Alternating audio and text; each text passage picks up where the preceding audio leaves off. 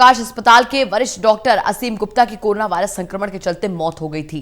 Doctor असीम Gupta corona के खिलाफ जारी लड़ाई में लगातार शामिल थे।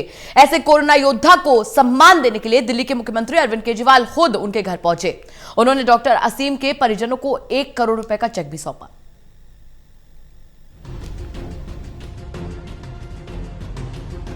एलएनजेपी अस्पताल के वरिष्ठ डॉक्टर असीम गुप्ता की कोरोना वायरस संक्रमण के चलते मौत हो गई थी। डॉक्टर असीम गुप्ता कोरोना के खिलाफ जारी लड़ाई में लगातार शामिल थे। ऐसे कोरोना योद्धा को सम्मान देने के लिए दिल्ली के मुख्यमंत्री अरविंद केजरीवाल खुद उनके घर पहुंचे। उन्होंने डॉक्टर असीम गुप्ता के परिजनों को 1 करोड़ रुपए का चेक सौंपा।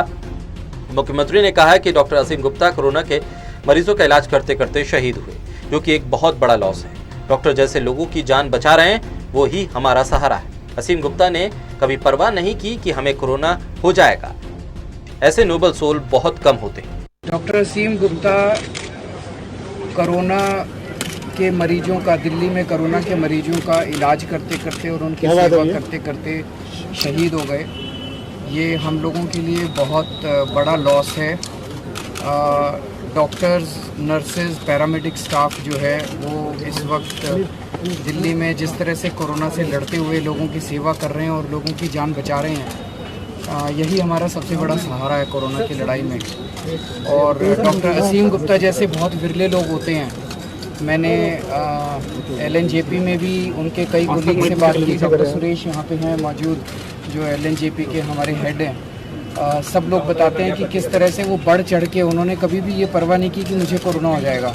उन्होंने बढ़ चढ़ के उन्होंने कोरोना के मरीजों की सेवा की। इस मौके पर केजरीवाल ने कहा है कि डॉक्टर निरुपमा उनकी वाइफ हैं और नोएडा में रहती हैं। जो 1 करोड़ का चेक हमने दिया है वो किसी के जान की भरपाई नहीं कर सकता। वो यूपी सरकार में काम करती हैं और दिल्ली आना चाहती हैं। केजरीवाल ने आगे कहा कि वो डॉक्टर निरुपमा को दिल्ली के किसी अस्पताल में लाने की कोशिश करेंगे। उनकी वाइफ हैं, ये भी एक डॉक्टर हैं, नोएडा में काम करती हैं। मेरा इनको यही कहना है कि अभी हमने जो 1 करोड़ रुपए का जो चेक दिया है वो बहुत छोटी राशि है। एक तरह से किसी की भी जान की कीमत नहीं होती, केवल एक तरह से उनको सम्मान देने वाली बात है।